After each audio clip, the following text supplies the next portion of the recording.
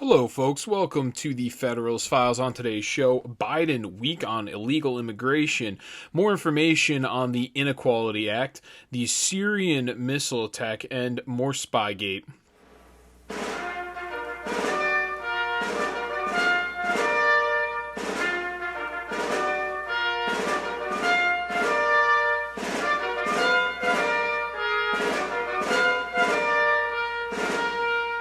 On Friday, I was about to go get dinner for my kids when Donald Trump Jr. attacked me in his speech at CPAC. Something about me looking like a gender-neutral potato head. And then the tweets started rolling in on my computer, people telling me about Donnie Jr. insulting me, and I thought of some really cutting responses, some really clever ways to reply, some way to go viral, but then I stopped. I didn't post anything. It was just another distraction. He wanted me to respond. This was just more BS fuel for the culture war, and it does not matter.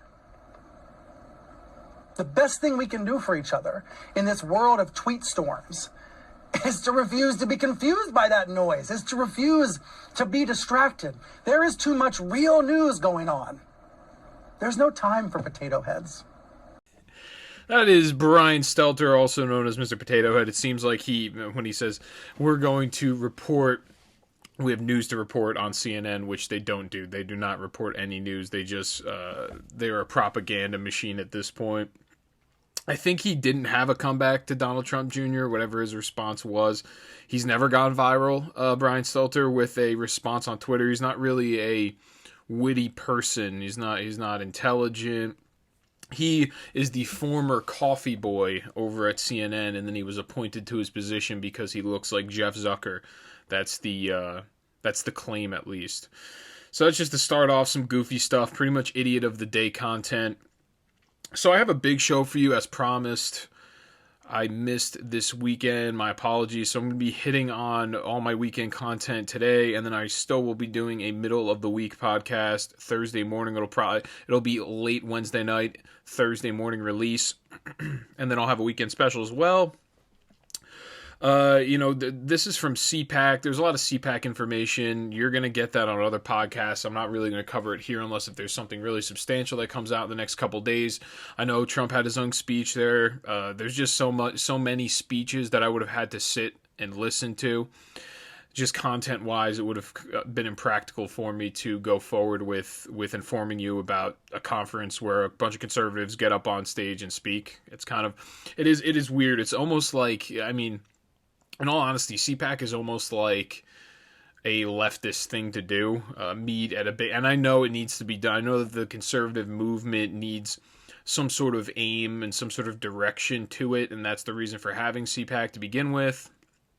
You want to hear your conservative speakers talk. You want to understand what's going to happen for the future. But I just don't really care. I just don't really care for these events. I don't think government should have that big of a scope in our lives that we need to be that involved. I understand, though, the reason for they have to be involved because the leftists have taken over the culture. And that gets me to this next topic here that I have. And it's the LGBT identification rises 5.6% in the latest Gallup poll. I will have everything, as always, that I'm referring to in the show notes below in the description. This one's written by Jeffrey Jones. Just a couple of charts I'll have up here for you.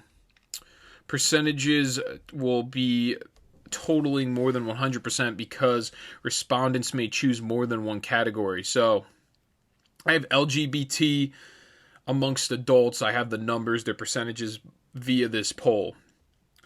So lesbian. So we've seen a huge increase from what it seems like here in transgenderism as it relates to generational transgenderism as well as bisexuality. I don't know if I have the numbers. Yeah, I do. I have the numbers on that. So just to start off, among the LGBT U.S. adults, so amongst the LGBT group, you have 11% are lesbians, 24% are gay, 54% are bisexual, 11.3% are transgender, and then 3.3% identify as other.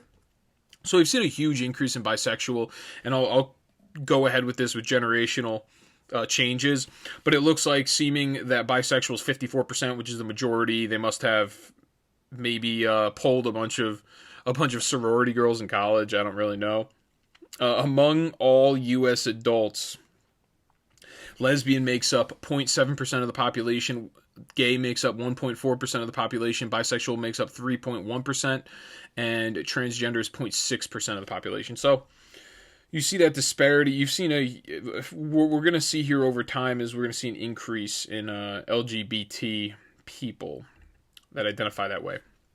So here's the generational spread here. So Generation Z, 15.9% of Generation Z report as LGBT in some way. And then 78.9% are straight or heterosexual, and 5% are no opinion, which is kind of weird that they even have that. So if you're looking at traditionalists, people that are born before 1946, their percent that is LGBT is 1.3%. So you're seeing almost a 15-time increase in this Generation Z. Millennials, it's only 9.1%. Generation X is 3.8%, and the baby boomer age is 2% are LGBT. So this is an increase in this. And you say, okay, so the breakdown of LGBT, what is it that is the change? And I'll show you the number here.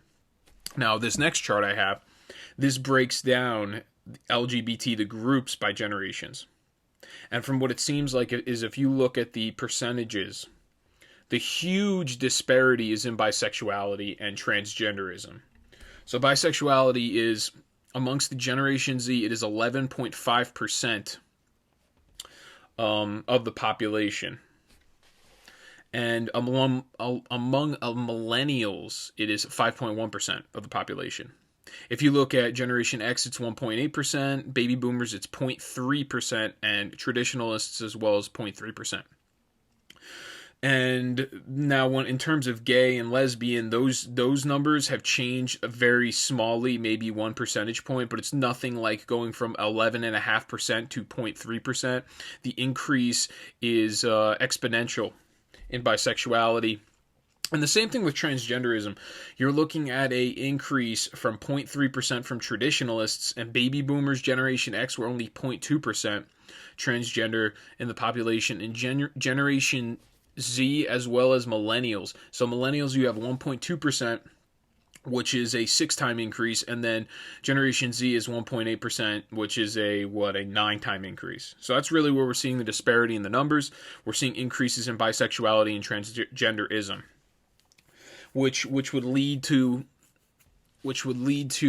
support what I have said before, is that in the last episode, is that there has been, it's almost a social phenomena. It's something to add to your victimhood card. You are now intersectional. It makes your social value higher in our society, because holding a bisexual or a transgenderism position almost makes you into a victim, and that intersectionality makes you beyond reproach, where you are not able to be criticized by the mainstream without being attacked by the legacy media class.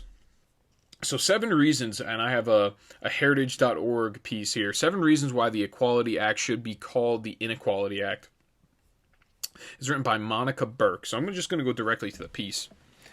I have a couple examples that I mentioned before. This one was actually written in March 14th, 2019. So the Equality Act, they've been trying to push this through the last couple of years. I think this is like the 3rd or 4th time they tried to push this one through. It's passed through the House thus far. It is yet to get to the Senate. We'll see what happens when it gets to the Senate. Same thing with the relief bill. It has passed through the House as well, but is yet to get to the Senate, which I think the relief bill actually has less of a chance of getting pushed through than the Equality Act. But we'll see what happens. So, number 1, it would penalize Americans who don't affirm new sexual norms or gender ideology. And this was the case of the religious baker in Colorado. His name's Jack Phillips. It was his example where he would not bake a gender transition cake, and his case went all the way to the Supreme Court. What's going to happen now is these new sexual norms and gender ideology, if you don't affirm that because of religious beliefs, that gender ideology and those sexual norms take precedent over your religious beliefs. That's the new push that they're going for. It would compel speech. And this one I didn't really think about this one.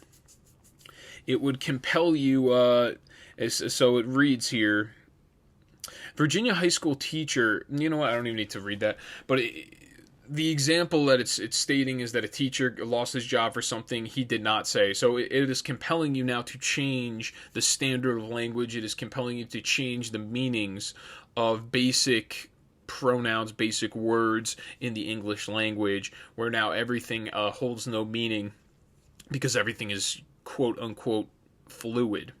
So people will lose their jobs over using the wrong pronoun.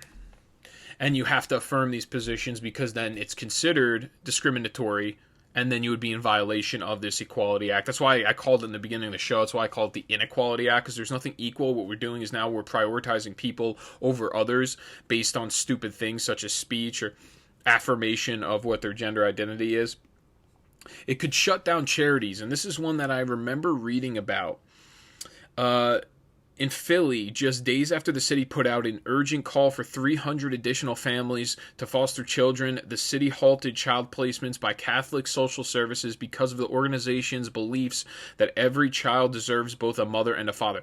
So now we're going to see charities are going to lose their 401(b)(c) or what have you, whatever the charity files to become a nonprofit or a religious organization. They're going to start losing those privileges to have certain tax exemptions. It's going to be more difficult for them to run their organizations. And their organizations, the reasoning for their organizations, if we have charitable foundations where they are a net good to society, they will now be shut down and they will no longer be, there will be no net good to society, all in the case of gender equality under the guise of that. So you will have to affirm this. You have to affirm these sexual orientation and gender identity that you disagree with as a foundation and as a organization. You have to either affirm that or you will be kicked out and you will be thrown out of polite society.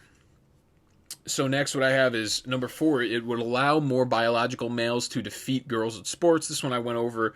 And the example they have here is 2 biological males who identify and compete as women easily defeat all of their female competitors in an event at the Connecticut State Track Championships. Transgender athlete Terry Miller broke the state record in the girls' 100-meter dash. Andrea Yearwood, also transgender, took second place. So what you're going to see is you're going to see men just decimating and destroying women in these girls' sports. There was actually an example of this, and his name was Zuby. He's a rapper, and he purposely went out. He's not, he said he identified as a woman, and he went into a professional weightlifting competition, and he pretty much destroyed everybody the point of him doing it was to point out the hypocrisy and how how that system and that ideology is easily flawed and can be used to really damage women and push men even further up. It could be used to coerce medical professionals, and this one's very interesting. So when I worked in the hospital, they actually had to have special training on how to deal with or how to care for transgender individuals, because if a woman says her stomach hurts, or if a man and a woman say their stomachs hurt, it could be 2 totally different diagnoses. For a woman, it could have something to do with their uterus or their vagina, or they can have some sort of actual real childbearing in the future issues, whereas with a man it could be a hernia. But there's just different, because biologically we are different. So if you have a man that comes in and really is actually a woman and says their stomach hurts, and they're telling you that they're a man the whole time, you can miss something that can be detrimental to their health in the future. Because I remember reading this, that women, if you give women extra testosterone, it's actually more damaging than giving men extra estrogen if you're trying to switch over. If you're trying to do the gender reassignment or what have you, it is actually more damaging. It will cause cancer. And also, once you go that way and you decide you want to switch back to what you originally were, there are changes that are now done that can never be turned back. And that's really what the problem is.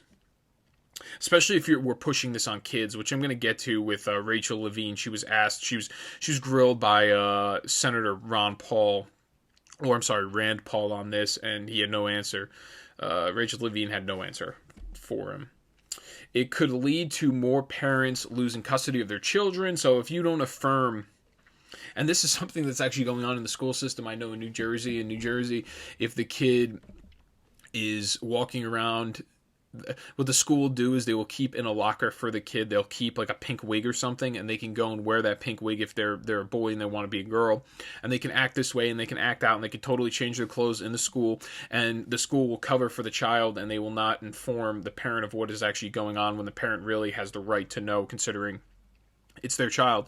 And it's something, once again, that Rand Paul points to in his questioning of Rachel Levine.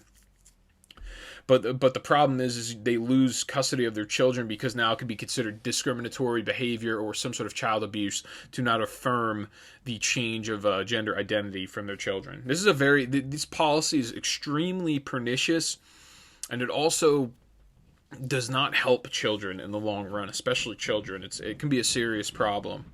So meanwhile, studies show that 80 to 95% of children no longer experience gender dysphoria after puberty.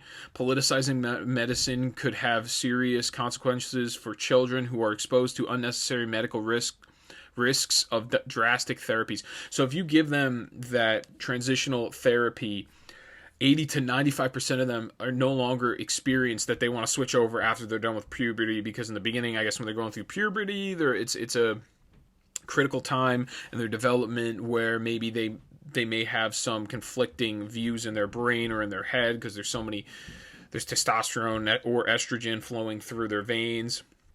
But after everything's said and done, the gender dysphoria goes away 80 to 95% of the time, and that's why these changes would be very detrimental to their health if they went forward to attempt to reaffirm, as the left would say, reaffirm their gender identity. So number 7, it would enable sexual assault. And that's the one that a lot of people refer to, is that you will have boys in the girls' locker room or in the girls' bathroom that will say they're gender fluid or that they are the opposite gender just so they can sexually assault their other girls that are in the locker room, or just girls they're not really technically a girl, so girls that are in the locker room. So a complaint under investigation by federal education officials alleges that a boy who identifies as gender fluid at Oakhurst Elementary School in Georgia sexually assaulted Pasha Thomas's 5-year-old daughter in a girl's restroom. So there's examples of this happening. And that's another one that you have to worry about. So not only, and then I've heard the left argument where, oh, that doesn't really happen, find me an example, which is fine, that's fine. Let's say there isn't any examples of that. Do you think that that's not detrimental to a child's psyche to go into a woman's bathroom, as a little kid go into a woman's bathroom, or a little girl goes into a woman's bathroom, they see a grown man there in the bathroom with them? Do you think that does not have any type of effect on their thought process, or effect on what they think sexuality is supposed to mean, or what biology is supposed to mean to them? So it's just that's just a broken system. And we'll see what ends up happening on that front. Hopefully they don't pass that through, because I think that it will be a big time killer for religious freedom. And what we're doing is we're going to prioritize people over other people. I think I can see this coming, where there's going to be more and more infringements on religious freedom, on First Amendment freedom in terms of speech. You're going to have to be forced, or you're going to, by threat of fine or imprisonment, of affirming what these people think they are by their gender affirmation. And this is something, I think it's called C-19 over in Canada. They're already doing this currently, where people are getting fined for not calling individuals the right pronoun that they want to be called. So here is the interview with Rand Paul. I think I'm going to cut it down into 2 segments. So this is Rand Paul asking Rachel Levine about hormone therapy for not adults, for young children. Check this out.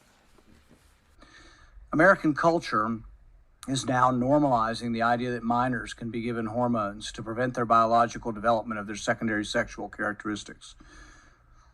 Dr. Levine, you have supported both allowing minors to be given hormone blockers to prevent them from going through puberty, as well as surgical destruction of a minor's genitalia. Like surgical mutilation, hormonal interruption of puberty can permanently alter and prevent secondary sexual characteristics.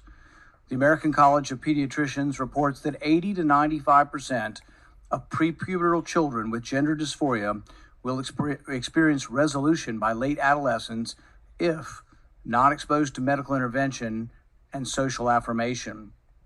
Dr. Levine, do you believe that minors are capable of making such a life-changing decision as changing one's sex? Well, Senator, thank you for your interest in this question. Transgender medicine is a very complex and nuanced field with robust research and standards of care that have been developed. And if I am fortunate enough to be confirmed as the Assistant Secretary of Health, I would look forward to working with you and your office and coming to your office and discussing the particulars of the standards of care for transgender medicine. So I cut that clip down a little bit to start. He goes through first, Rand Paul, he goes through how reassignment surgery and he calls it genital mutilation for children is detrimental to their health. The WHO believes this as well. And then he also goes into hormone therapy. And Rachel Levine's position has always been that hormone therapy for children and genital mutilation for children isn't a problem. So that's why he asks the question. And Rachel Levine's response is that, once you confirm me to this position, then I'll come talk to you about it, rather than actually give a straight answer, because Rachel Levine knows that the answer would be terrible, because obviously the answer is an affirmative. Yes, I do believe in that. So next, Rand Paul, once again, after Rachel Levine dodges the question, Rand Paul goes ahead again and asks the same question to try to get a confirmation. Play 2. The specific question was about minors. Let's be a little more specific since you evaded the question. Do you support the government intervening to override the parent's consent to give a child puberty blockers, cross-sex hormones, and/or amputation surgery of breasts and genitalia?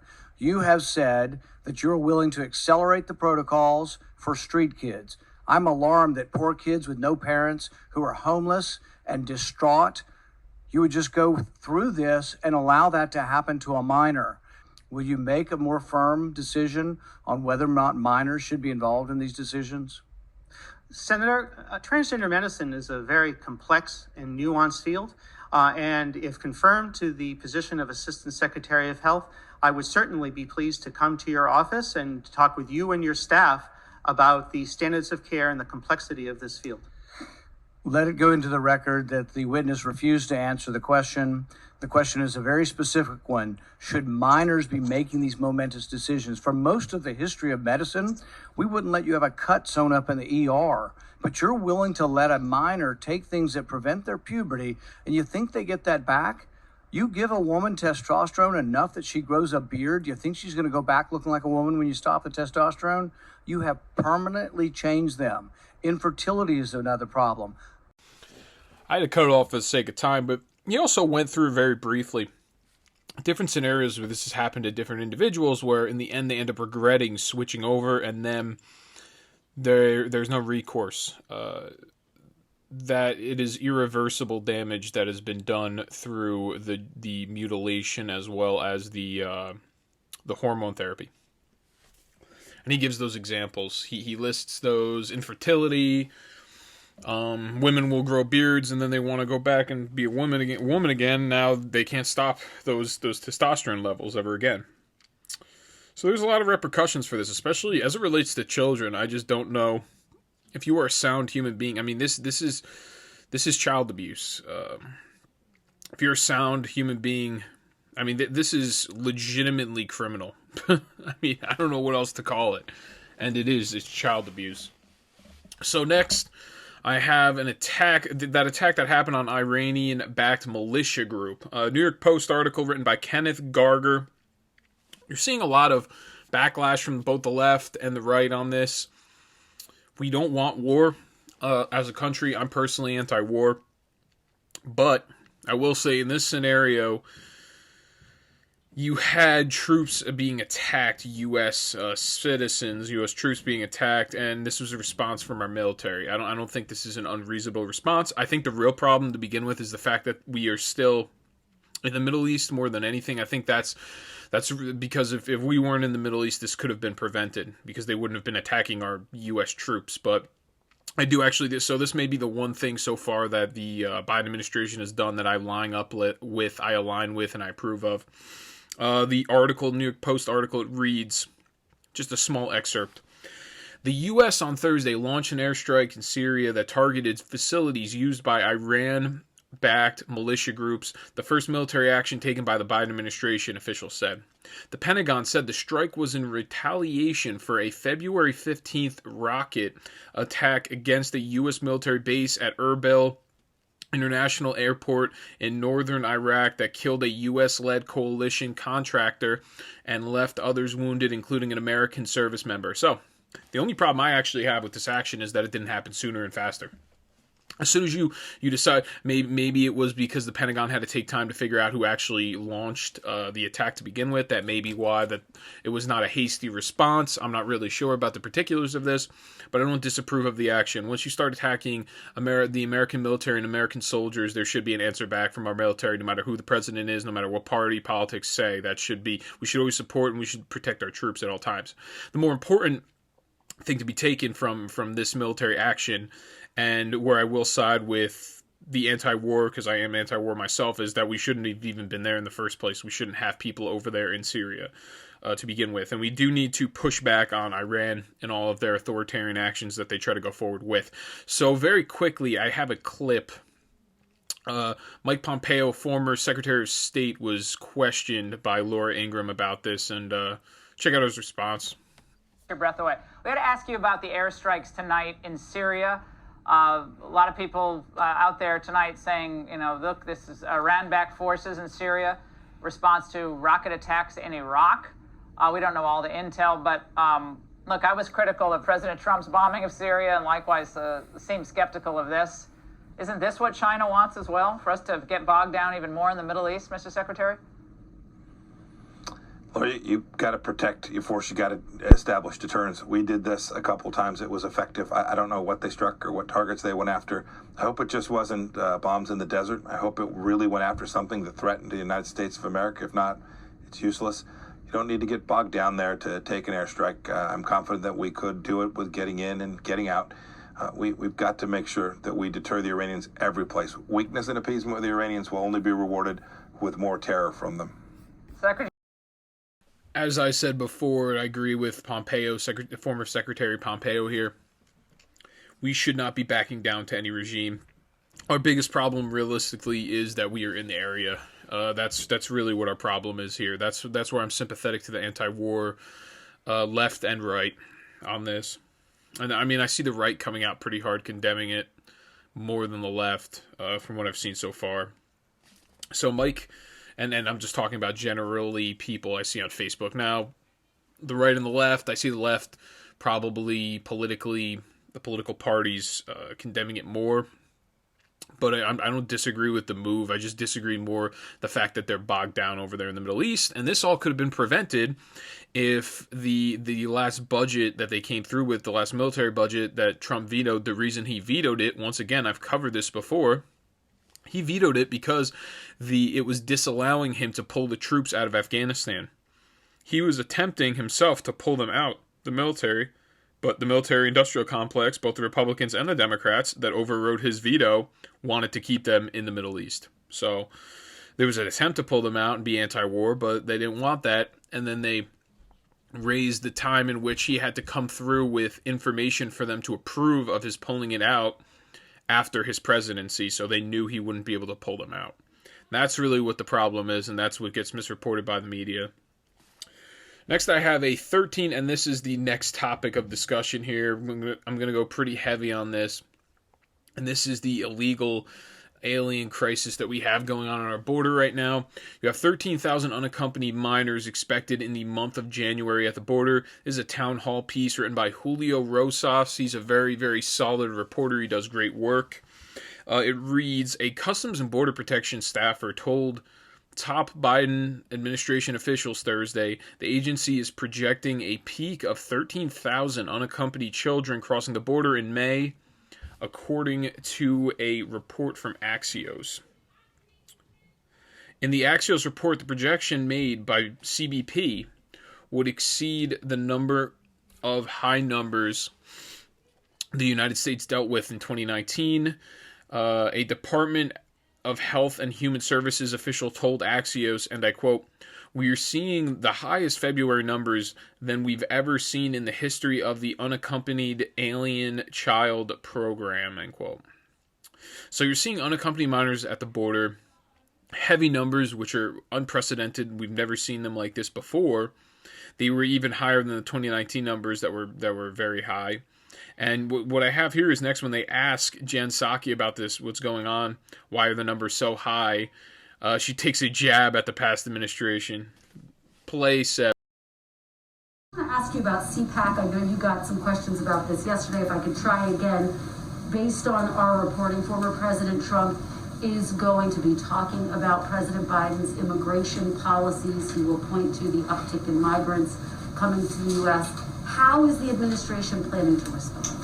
Well, we're not looking to former President Trump or any of his advisors as a model for how we're approaching immigration. In fact, we're in the circumstance we're in because not only was their approach inhumane, it was ineffective. And so we're going to forge our own path forward.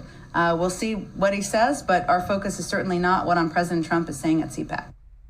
Listen, folks, the left is obsessed with Trump. He lives rent-free in their brains at all times. He's in their head. His CPAC speech, I didn't even really listen to much of it, but I see a lot of reporting from the left. They're all saying it needs to be shut down, and these are the kind of things that caused the insurrection on January 6th. Everyone's characterizing Trump as by just stating words and using words alone that they think are untrue. That automatically somehow incites violence. So yes, they do care about what Trump said at CPAC. They're going to act like they don't. Everybody does. All the Democrats do. The left does. The legacy media class does as well. And more importantly so, what she says here is actually completely categorically false. She said his policies, the idea of building the wall did actually lower illegal aliens attempting to cross the border by creating a physical security barrier. Now, before, when he said that they were starting to build the wall, that's actually when an influx of migrants ran up to the border because they knew what was coming and they wouldn't be able to get into the country. That's why they did that. So yeah, those policies do work. Now, she's blaming those high numbers and the immigration policy of the Biden administration currently because of President Trump, which really does not make sense because they're taking a complete counter approach to what Trump was doing. So it doesn't really, and now with their complete counter approach, you're seeing this influx, this exponential increase. It just doesn't, it's nonsensical.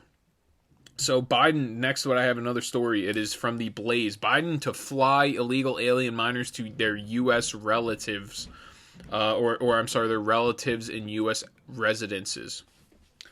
So this one's written by Paul Shiver, just a short excerpt here. Facing pressure from progressives to make good on open borders immigration promises, the Biden administration is reportedly planning to purchase plane tickets and fly illegal immigrant minors to their relatives residing in the United States. The news comes as immigration authorities have already entered full-blown crisis mode in the first months of the new presidency. The Biden administration is reportedly feeling the squeeze as the president's lenient stance on immigration is leading to unprecedented surges at the U.S. southern border. Okay, so if you guys enjoyed, so this is what your tax dollars are going to be spent on now. You didn't want the idea of the wall because you thought it was frivolous, you thought it was a waste of money. The wall was predicted to cost around 25 to 30 billion alone in social programs. Americans pay 120 to 130 billion for illegal aliens. That's just paid through the taxpayer dollar. So alone in 1 year, we'd be able to compensate for the amount that we're losing every single year. And then this is only going to add on to that deficit. We're going to continue to pay now to fly people to their residences. And then also, I was also reading that criminals, prisoners, as well as illegal aliens are getting coronavirus vaccines before regular Americans are, U.S. citizens. So we're prioritizing illegal aliens over U.S. citizens, which doesn't surprise me in the new administration. So what I have here, another article on this American Military News article written by Liz George. Another thing here that I have too from that piece. that the Blaze article. It also cited that 7,000 children are in CBP, Customs and Border Protection, custody tripled, and this number's tripled since January. So as soon as Biden has become the president, now the Coyotes and the MS-13 members that are involved in the trafficking trade have been able to get more and more people to the border and more accompanied minors. So we have 7,000 people or children alone in CBP custody, and this number's tripled since January. It's unbelievable. So Jen Psaki, next I have her asking if the policies that they are separating children from their parents. And I think Peter Ducey is the one asking her she goes on The View, and Meghan McCain is the one that asks her the question. Play 3. This week, a migrant facility that operated under the Trump administration for only a month in September 2019 is being reactivated to hold up to 700 children ages 13 to 17 throughout the campaign. President Biden and Vice President Kamala Harris repeatedly spoke out against kids in cages. I feel like this is the same thing, and that you're still detaining kids at the border, and it's not meaningfully different than what President Trump was doing. Well, it's absolutely not the same thing, Megan. We are not ripping children from the arms of their parents. That is horrible and immoral, and something we saw in the last administration. But what we're seeing is kids are fleeing prosecution. They're fleeing really difficult circumstances in their home country, and they're coming to the border. And we need to figure out how to treat them humanely and keep them safe. And in a time of COVID, that means we needed to open an additional facility so that we could have educational services, so we could have legal services, so we could have medical and health services, and have those kids there treated humanely until we can find proper homes, family placements for these kids. This is incredibly difficult. It's heart-wrenching, and it's a really difficult decision, but this is the best decision we felt we could make to keep these kids safe and get them into the right places and right homes. I just want to know, are you or are you not detaining children separately in a different facility? Well, Megan, this is a facility that was reopened, it was revamped, and it was redone to have these kids in a place where they could have access to educational services, health services, so they could find proper homes. We can't send them directly to families that haven't been vetted. We've seen issues with that in the past. We can't have them all in the former HHS facility because of COVID, and we need to make sure there's safety protocols so that they're not in beds next to each other. This is incredibly There's criticism all the way around, including from people within your own party like AOC, and I think there's just a lot of people that see this as hypocrisy and that it's just sort of potato. It's kids in cages or kids being separated from their families. Kids are being separated from their families. So unfortunately, folks, the reason that I'm always going through clips with Jen Psaki is because President Biden doesn't get out there at all. It's hard to report on him because he does not go to speak to the media very often because he is mentally declining at a pretty rapid pace. For example, I don't even know if they're going to do a State of the Union this year. Usually it's around this time of year. Every single year, the president addresses the Union. He addresses the House of Reps as well as the Senate.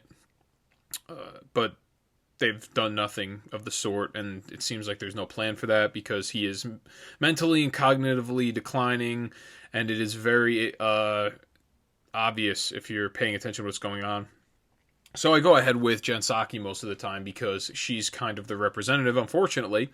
So what she's saying is, it's not the same as ripping children from their parents at the border. Now, that is just the way in which the media characterized what was going on. There was a separation at the border between the child and the parent.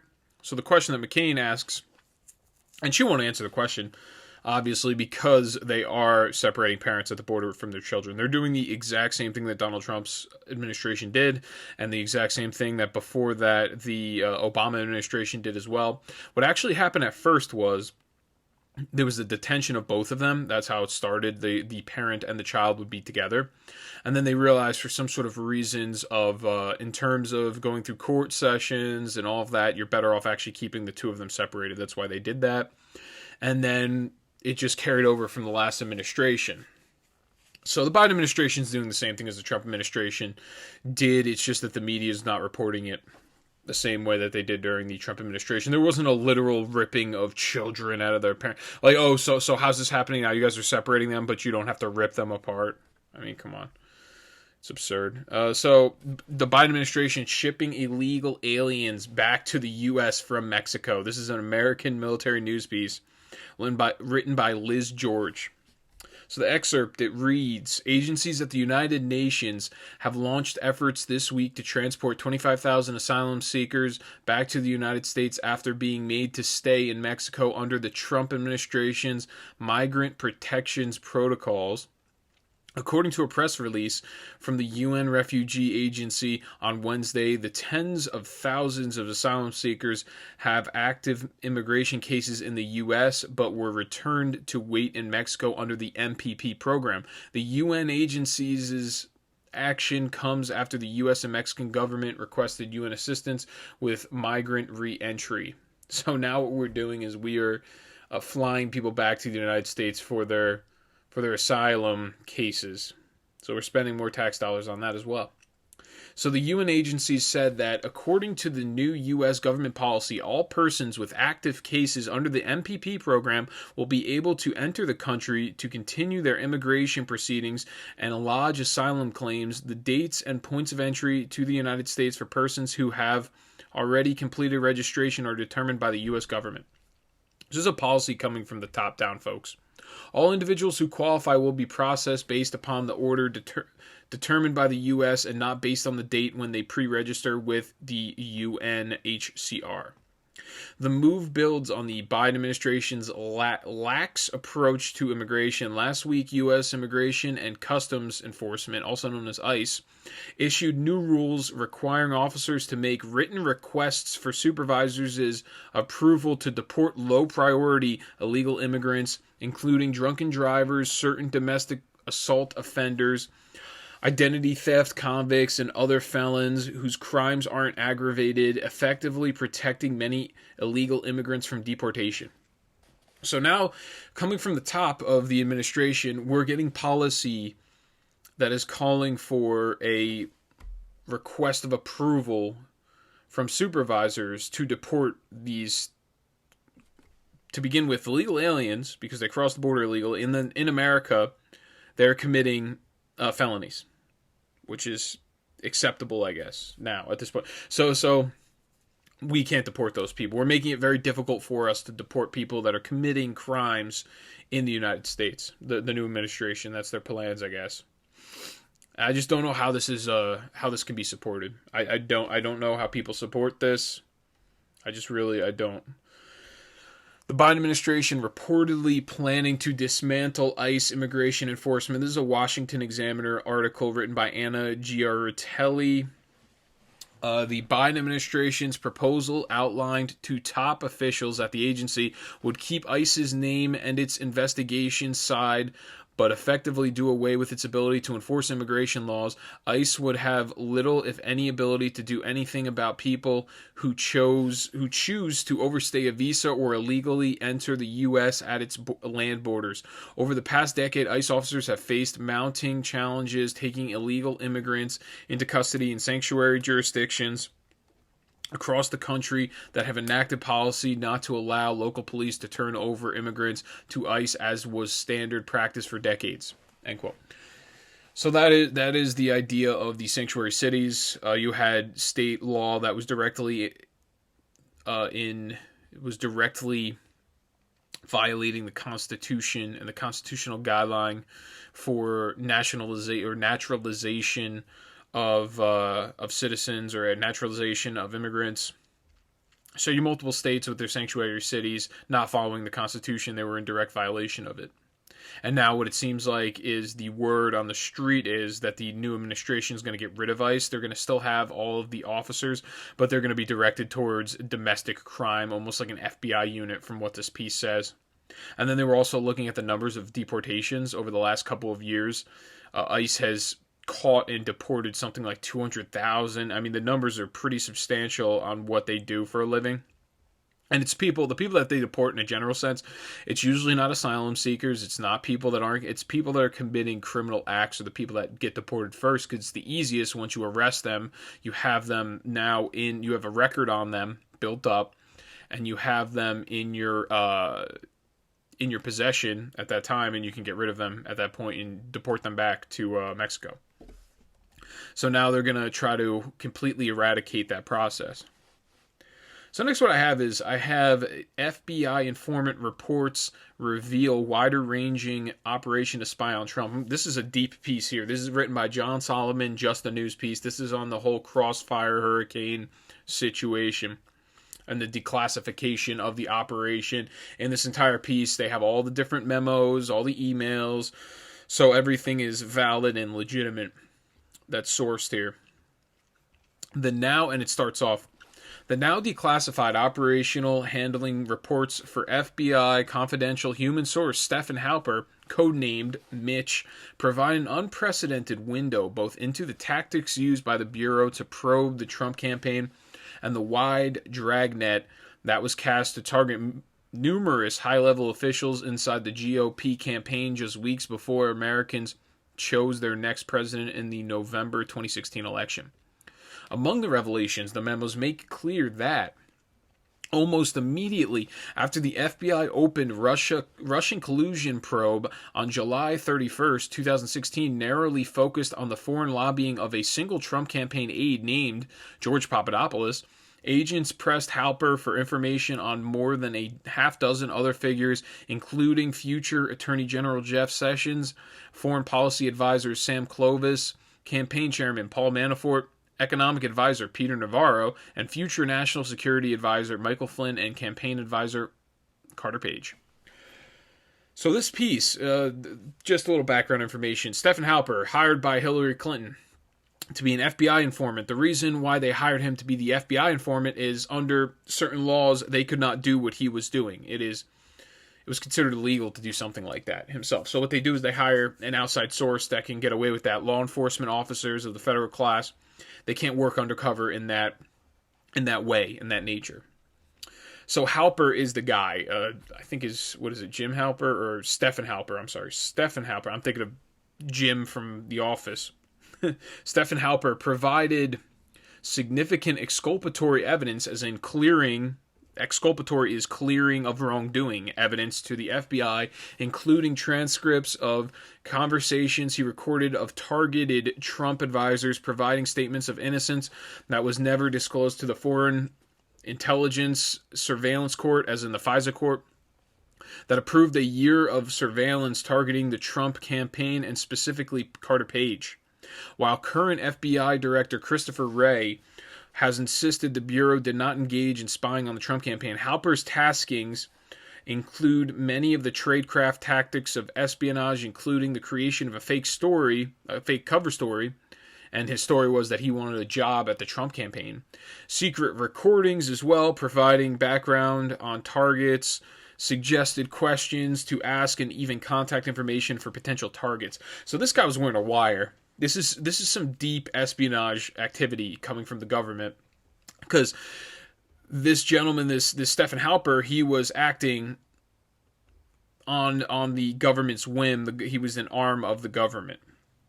He was working at the behest of the government, this guy.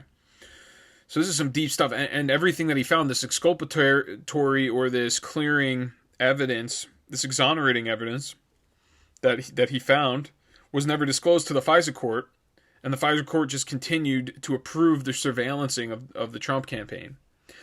Because if this exculpatory evidence was presented, then they wouldn't be able to get these warrants to continue to search the Trump campaign. So ordinarily, FBI counterintelligence investigations that target Americans legally must be predicated on specific allegations that narrowly focus the Bureau's spy powers on limited targets to avoid unnecessary infringement of privacy and civil liberties. But the Halper documents reveal a large, unfocused FBI search with little substantiation of alleged wrongdoing and significant evidence that undermined the core allegations, experts told Just the News. Former FBI Assistant Director for Intelligence Kevin Brock said the information about Papadopoulos' foreign lobbying that the Bureau used to open the Russia collusion probe failed to meet the Bureau's own legal standards to justify the larger dragnet that encompassed Page and many other Trump officials. So we have the former FBI assistant director admitting that the information that they had, or the quote-unquote information that they had that's uncorroborated to begin with, did not actually give them, it failed to meet the expectation in order to give them the warrant and the legal standards to spy on the Trump team the way in which they did, which is obvious. I mean, this is known. So what they did was they had a guy that ran for president against Hillary Clinton, and they went after him with the DOJ, thinking that they were spying on Trump, thinking, okay, we don't have a crime on him yet. We're gonna make this crime up, and we're going to pin it on him. And the way in which our law enforcement system is supposed to work is you're supposed to find a legitimate crime. So they fabricated a crime, and then they tried to pin it on him. You're supposed to find a legitimate crime, and then search the sourcing, do your investigative work to actually find out who committed the crime. You don't find a person that you don't like, such as a Donald Trump and his campaign, and then go after them and try to pin a crime on them that isn't even real, or try to find a crime that they may commit and you following them around everywhere. So next this piece has, and it's talking about the Assistant Director of Intelligence, Kevin Brock, once again. Normally, this is what he states, normally when the FBI opens an investigation on a U.S. citizen, it has specific facts justifying an investigation of that person. But here, what the ECs are saying is they don't know who is involved, and they are just conjecturing that someone in the Trump campaign might be in a position to receive help from Russia. You just can't open a full field investigation on conjecture. So they opened a full field investigation on a hunch that they had with no type of evidence supporting the hunch. Just the idea of, I think. So pretty much a prejudgment based on nothing valid is what they open up a full field investigation. And this is coming straight from a former assistant director of the FBI. So next he states, if you look at the FBI's ECs dispassionately, there is no clearly predicated basis for investigation for U.S. citizens, so it looks instead like subterfuge to justify an open-ended inquiry. The only sane, logical explanation why the Crossfire Hurricane team would doggedly perpetuate such an unfounded investigation is political bias, which is true. That's all it is. This is straight politics. So because of politics now, you can infringe on Fourth Amendment rights of search and seizure of with a probable cause, which was absent in this case. There was no probable cause. So next what I have, Brock's comments echo the words of one of the lead FBI agents in the Russia case, William Barnett, who last year told the Justice Department in a lengthy interview that there was never any credible evidence of Trump-Russia collusion and that the investigation only persisted because there was a get Trump attitude among investigators. So next, and this is I think a statement, the DOJ summary of Barnett's interview read. Okay, so this is the DOJ summary of Barnett's interview. It states, and I quote, Barnett and others joked about how the investigation into collusion could be made into a game, which they referred to as collusion clue. In the hypothetical game, investigators are able to choose any character conducting any activity in any location and pair this individual with another character and interpret it as evidence of collusion. So he joked about it because that's the way they viewed it. It was like such a joke. And this is the very last excerpt here. Over the years, current FBI Director Chris Wray and fired former Director James Comey have suggested the FBI's activities in the Russia probe were not spying, but that the Halper memos clearly show the FBI employed many of the tradecraft tools of espionage, from recording and monitoring Halper's conversations with Trump figures to providing him questions, background information, and even a believable cover story to justify his frequent contacts inside the campaign. He was seeking a job on Team Trump. So all of his tactics, Stephen Halper, all of his tactics that he put into action, these are all spy tradecraft techniques of espionage. And James Comey and Christopher Wray are suggesting and denying any of that went on, any type of spying went on in the Trump campaign. So That is, I mean, take it for what you will. I continue to report this. I've reported this pretty extensively.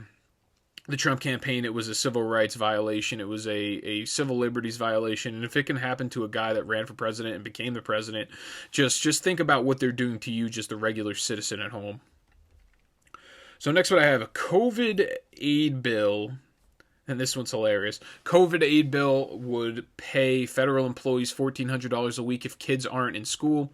This is I think this is the name of the agency, is the Foundation for Economic Education. It's off their site. It's a .org. It's written by John Miltimore. Yeah, John Miltimore. And just an excerpt from the piece.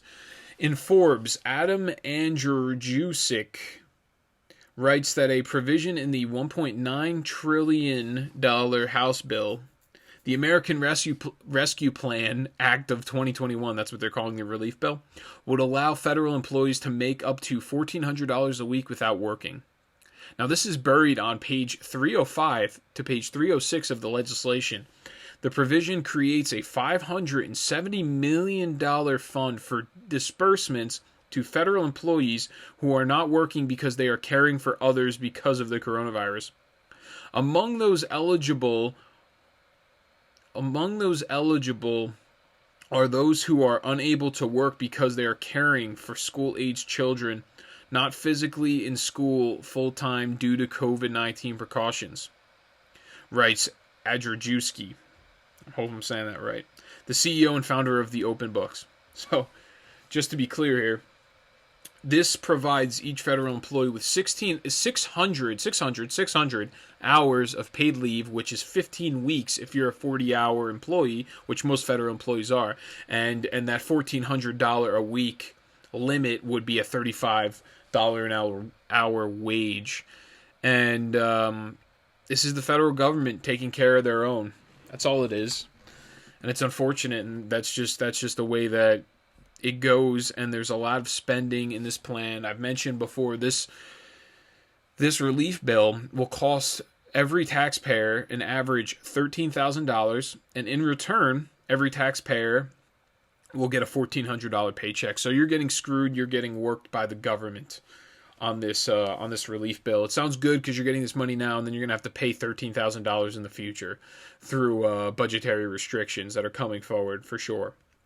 So what I'm hoping with this bill, considering 9%, I also was reading an article the other day, only 9% of the money from the bill is actually being given back to the people. And there's really no reporting on this. Unfortunately, there's not much going on. What I'm hoping is that this one goes to the Senate and it's dead on arrival. That's really what I'm hoping for. So that will conclude the main part of the show. Now, I have some miscellaneous items, just a couple of quick headlines for you all. So first, what I want to cover is Tucker Carlson. He goes on Fox News, and they did an actual study themselves on his show. 199 people have been arrested at this point for the January 6th riot at the Capitol. So he wants the backlog, and they want to figure out, so what is the level of white supremacy? How many people are white supremacists in this group of 199 that have been arrested? Play 5. Was it really a gang of white supremacists? We've heard that a lot, so we looked into it. We went through the list compiled by the Department of Justice of the 199 people arrested for breaching the Capitol grounds that day. Then we looked them up. How many of them were open racists? By our count, 5 of them. 5 people out of 199 people arrested. Racism is bad. More than any show on television, we make that point endlessly. We oppose hurting people on the basis of their race, no matter who is doing it, no matter how they are justifying it. So again, we are always against racism. But 5 people out of 199 arrested? How is that a white supremacist insurrection? If it is, then we have other questions, such as how many black supremacists are there at your average BLM riot? Now, we don't know the answer to that because no journalist would ever ask that question. So what they found through their studies, they found around 199, I'm just going to round it up to 200. 200 people arrested thus far. They have found 5 people with connections to racism or white supremacism, whatever. If you work the numbers out, that's 2.5%. So 2.5% does not make up a majority It doesn't even make up it's fractional. It's largely fractional. Thus, this does not make this a white supremacist insurrection on the Capitol, which I've said this before. I knew that this would be the case. I just knew that the clout of what the left says, usually their story is almost always wrong. The narrative is almost always wrong. It's just a narrative that they try to push to scare, because they live off of fear, to scare their voters into voting for them. So what I have here, I have all of the different little side headlines. I'm going to go through them real quick. Arizona judge sides with Senate GOP to audit 2.1 million ballots and election equipment. That is a Daily Wire piece. So we're going to have an Arizona judge. He sided with the GOP. They're going to audit 2.1 million ballots as well as the election equipment over in Arizona. I know there was a lot of inconsistencies there because people were being told to fill things in with black marker and all these weird things. Weird situation. Next I have is Governor Murphy signs a bill for free college in New Jersey. If you go to community college in New Jersey, it was before you would go for free if the household income was below, it was $45,000 or below. Now they raised it to $65,000 and below.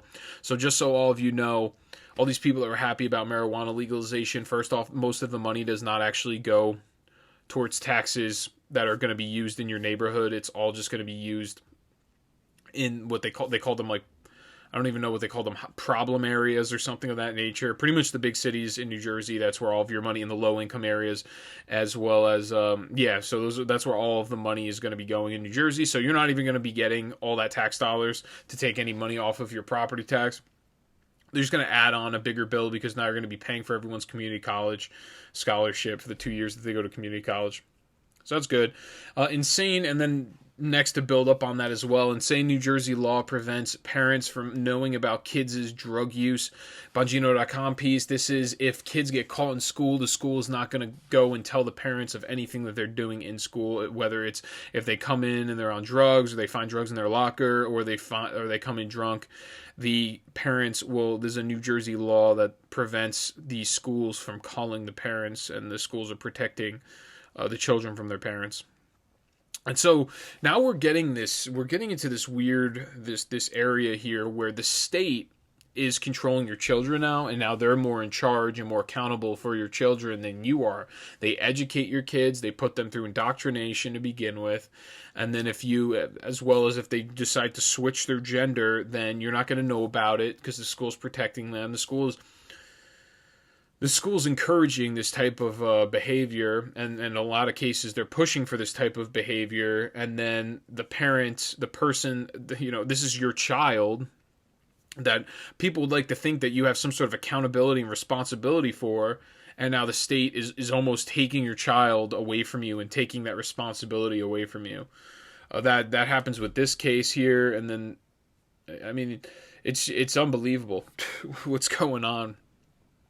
How these state governments and how the government itself, the big nanny state, is taking over the sovereignty of the individual and the individual parent on what they can do, what they can and can't do with their kids. So California bill to fine stores $1,000 if they do not have gender-neutral toy departments. Just notice all these policies are mostly coming from California, New York, New Jersey, all these liberal paradises, and what they really are is they're liberal hellholes. And I live in one, so I would know. They're going to start fining stores $1,000 if they don't have gender-neutral toy departments. So if you have a toy department that has boys and girls, and I think I was reading this article, it's from the Daily Wire. They're saying something like, it doesn't encourage girls to look at boys' toys if they're in a separate aisle, and it's stupid. The whole thing's stupid. Biden on day one scrapped Trump's rule that helped the U.S. save $160 billion, a report finds. The Fox Business piece. So on day one, Biden came in there, he put forward something like 30 different executive orders. One of those executive orders was getting rid of Trump's rule. If you were going to come through with a regulation, then you had to delete or get rid of 2 regulations and this was an attempt to deregulate the system, which it did, and that's why it was successful, and that's why they said over the last 4 years it saved $160 billion through this report that they found. So Biden scrapped that rule day one so they can have more and more regulation, making it more difficult for business to succeed. France, and this one's great. So this is a video I have. I'm not going to play it, but it's just a video. France saying that mail-in ballots and voting machines have been banned from France because of fraud, and this has been since the 1970s. Talks about and this individual on here that they have on Rumble, and this, you know what? Actually, you know what? I'll just play the clip. I'll let him explain. This is him in the very beginning. This gentleman talking about voter ID and as well as the voting machines. Check this out. Of course, this has become such a controversial topic in the United States. How does France deal with mail-in ballots? Yeah, and it's a very interesting subject because since 1975, mail-in ballots have been banned from France electoral process because it is too easy to cheat. Banned completely. No mail-in ballots. You cannot do mail-in ballots. But mail-in ballot has been known in France to be a major way of cheating and not having a correct electoral process. But the funny thing is that Macron must have discovered how useful it is for the globalist agenda. And last week at 10 p.m. on the Senate floor, the French government introduced an amendment to a piece of legislation trying to allow early voting. Amendment, but you can see that there is this tendency amongst the globalists to change the rule of law, to change the electoral process, and the only reason, seriously, is that it allows more leeway to do things with the electoral process, to cheat. I don't see anything else. And what about the machines? Is there machine voting in France? No, it electronic? is same thing. We don't find it safe enough. It is extremely complicated to have a safe process at such a large scale. So what we believe in France is the fact that you come in, in order to vote, you show your ID because the guy that comes in doesn't know you, so you have to explain who you are. You show a simple identification paper that anybody can have. For the whole country. It's for the whole country, every single election. People need to know who you are, and then you vote. One man, one person, one vote. That's what democracy is all about. And the fact that I'm always baffled in the United States when I could come in and I could vote for someone pretending I'm someone else. This is something that baffles people almost all over Europe, but in France specifically, because this is something we don't understand. If you want something to be democratic, you need to know who votes. Sorry, folks, to keep it so long. I don't remember the guy's something Riviere. That's the name of the representative from France. And he was also mentioning, I tried to cut it down as much as I could, but it was about a 5-minute long interview. He was saying how you're supposed to know. They don't do ballot harvesting there. In a general sense, what they do is if they do some sort of ballot harvesting, it's only one person per ballot.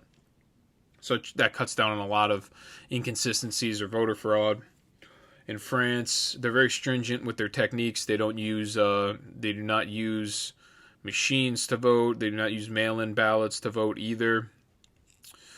If you do get a mail-in, it has to be an absentee where you send your ID for confirmation to get it in the mail, which makes sense. In New Jersey, they did unsolicited. They just sent them out to every single person that is of a voting age and registered to vote. And that's where you run into issues.